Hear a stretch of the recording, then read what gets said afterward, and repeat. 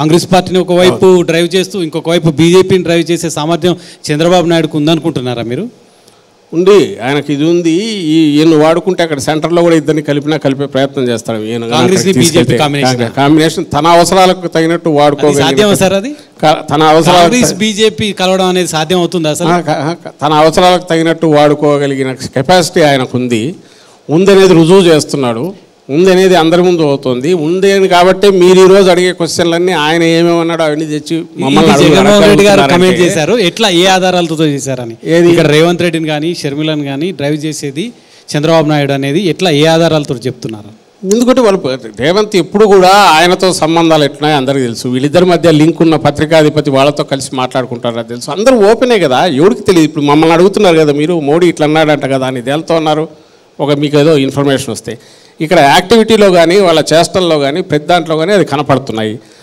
రేవంత్ ఇంటర్వ్యూలో ఏబిఎన్ రాధాకృష్ణ అడిగినప్పుడు లోకేష్ గురించి అడిగినా ఇంకోటి అడిగినా పాజిటివ్గా సమాధానం ఇస్తారు. ఏది అప్పుడు కాంగ్రెస్కి వాజ్ ఆల్మోస్ట్ సీఎం క్యాండిడేట్ అనుకున్నప్పుడు కూడా ఎక్కడ అతనేమో హీజ్ నాట్ మిన్సింగ్ హీజ్ ఏదో బయటికి ప్రచారానికి పోయినప్పుడు కర్ణాటక ఆయన ఎవరు శివకుమార్ చంద్రబాబు వాళ్ళు సరదాగా మాట్లాడుకుంటున్నారు. ఎక్కడికెక్కడ అండర్స్టాండింగ్ ఉంది, నడుస్తుంది. షర్మిలకు సంబంధించి ఆమె వచ్చిన తర్వాత మాట్లాడే ప్రతి దాంట్లో వీళ్ళందరూ రోల్ ఉంది. రేవంత్ ఇక్కడికి వచ్చి ఆమెను సపోర్ట్ చేయడం కానీ, అక్కడ మాత్రం అలవ్ చేయకపోవడం, అదే మీ దగ్గర తెలంగాణలో అలవ్ చేయకపోవడం కానీ, ఇవన్నీ దేన్ని సూచిస్తాయి? ఎవరి ఎక్కడ బటన్ నొక్కితే ఎక్కడ ఇది అవుతుంది తెలుస్తుంది. చంద్రబాబు చేస్తున్నాడు. తెలంగాణలో కేసీఆర్ ప్రభుత్వం పడిపోవడం కాస్త ఇబ్బందికరమైన పరిణామాలు ఏమైనా ఎదుర్కొంటుందా? ఎందుకు ఉంటుంది? కేసీఆర్ గారు ఉన్నప్పుడు ఆయన మాకు మిత్రుడుగా ఉంటారని మేము అనుకున్నామా? ఒకవేళ రెండు రాష్ట్రాలు ఉన్నప్పుడు ఎవరి ప్రయోజనాలు వాళ్ళకు ఉంటాయి. ఆ ప్రయోజనాల కోసం వాళ్ళ ప్రయోజనాల కోసం వాళ్ళు నిలబడతారు, మా ప్రయోజనాల కోసం మనం ఏపీ నిలబడినప్పుడు సార్ రెండింటి మధ్య నేను కాంగ్రెస్తో స్నేహం చేసినా బీజేపీతో స్నేహం చేసినా కానీ ఆంధ్రప్రదేశ్ రాష్ట్ర ప్రయోజనాల కోసమే స్నేహం చేస్తా తప్ప వ్యక్తిగతమైనటువంటి ఎలాంటి లాభాలు కూడా నాకు ఉండవు. ఇప్పుడు ఈ రోజు ఈయన అంటున్నాడు, నేను ఇట్లా తిరిగేసి అడుగుతా, 14-17 మధ్య ఉన్నాడు, ఏం ప్రయోజనాలు సాధించినాడు? ఈ రోజు అంటున్నాడు నా స్కీములన్నిటికీ వాళ్ళ సపోర్ట్ ఉంటుంది. ఆ రోజు రైతు రుణమాఫీ ఎందుకు ఇంప్లిమెంట్ చేయలేకపోయాడు? నిరుద్యోగ వృత్తి ఎందుకు ఇంప్లిమెంట్ చేయలేకపోయాడు? 3 సెంట్ల స్థలం ఎందుకు ఇవ్వలేకపోయాడు? గ్యాస్ సిలిండర్ మీద సబ్సిడీ ఎందుకు ఇవ్వలేకపోయాడు? ఆ రోజు మరి ఇది ఉండింది సెంటర్లో. అప్పుడుగా క్యాబినెట్లో ఉన్నారు, బాగా మంచి కొత్త పెళ్ళి అయిన దీంట్లో ఉన్నారు, ఊపు మీద ఉన్నారు. అయినా సరే ఎందుకు చేయలేకపోయాడు? 17లో ఉన్నట్టుండి బయటకు వచ్చి స్పెషల్ స్టేటస్ అవసరం ఏముంది, స్పెషల్ ఇది చాలన్నాడు. తనే అన్నీ అంటున్నాడు కదా. ఆ రోజు చేయలేని ఆయన ఈ రోజు సంబంధించినంత వరకు అట్లే ఉంటుంది. తన దాంట్లో అయితే తేడా లేదు కదా. అప్పటికిప్పటికీ తన అవసరాలకు తను వాడుకునే ప్రయత్నం చేస్తున్నాడు. స్టేట్ ఇంట్రెస్ట్ ఎక్కడ ప్రొటెక్ట్ చేశాడు? పోలవరం కాంట్రాక్ట్ చేతికి రాగానే ఆయన సర్దుకున్నాడు దాని గురించి. ఆ తర్వాత తెంచుకున్నాడు, సంబంధాలు తెంచుకున్నాడు, పని అయిపోయిందని. స్టేట్ ఇంట్రెస్ట్ ఇది ప్రొటెక్ట్ చేశాను ఒకటి చెప్పి. కాంగ్రెస్తో ఏ స్టేట్ ఇంట్రెస్ట్ కోసం తెలంగాణలో చేశాడు నాకు అర్థం కావట్లేదు. ఎందుకు చేశాడు? ఆ రోజు అది చారిత్రక ఆవశ్యకతని ఎట్లన్నాడు? హిస్టారికల్ నెసెసిటీని ఏ రకంగా అన్నాడు? వీటికి ఆన్సర్ ఇవ్వాలి కదా. స్టేట్కి అది ఏ రకంగా ఉపయోగం? కాంగ్రెస్ అక్కడ వస్తే చేస్తుంది అనుకుంటే బీజేపీతో నువ్వు ఎందుకు చేసుకోలేవు? మరి ఆ 3 ఏళ్లలో ఎక్కడ నిద్రపోతున్నాడు ఆయన? ఇవన్నీ క్వశ్చన్లు వస్తాయిగా. ఇదిగో నేను సాధించినానని చెప్పమనండి. అంటే రాహుల్ గాంధీకి అవసరమైన సందర్భాల్లో మద్దతు తెలిపాను కానీ మోడీని ఎప్పుడు డిఫర్ చేయలేదు.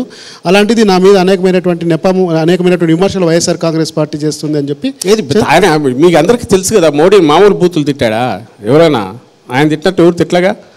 అలాగే ఇంకా అయిపోయింది. బీజేపీని భూస్థాపితం చేస్తానని రాహుల్ గాంధీ వచ్చేస్తున్నాడని సోనియా గాంధీ వీళ్ళతో కలిసి అదొక్కటి మిగిలింది అనుకున్నాం. ఈయన టీడీపీ కలవాలి ఎవరిదన్నా అంటే కాంగ్రెస్ ఒకటి అనుకుంటే అదొక్కటి మిగిలింది అనుకుంటే దాంతో కూడా అయిపోయింది. ఏం ఆశించి చేశాడు? నేను అది రెండు అడుగుతున్నా. బీజేపీతో 14-17 మధ్య ఏం సాధించుకొచ్చాడు? తర్వాత కాంగ్రెస్తో పెట్టుకుని అది చెలగానే మళ్ళీ చీతు నా బొడ్డని దాన్ని ఎట్లా వదిలేశాడు? మళ్ళీ ఈరోజు ఇక్కడ బీజేపీతో అదే ఇదిగా ఎట్లా పోతున్నాడు? రాష్ట్ర ప్రయోజనాలు ఇదిగో నేను ఇవి సాధించానని ఒకటి చెప్పమనండి, ఏదన్నా ఒప్పుకుంటాం. అది లేదు కదా. తన వ్యక్తిగత ప్రయోజనాల కోసం తన మీద ఈరోజైతే బ్లాటెంట్గా కేసులకు సంబంధించి ఇన్కమ్ ట్యాక్స్ కేసులో అది బిగుసుకుంటుంది, స్కిల్ డెవలప్మెంట్ కేసులో బిగుసుకుంటుంది ఆయనకు.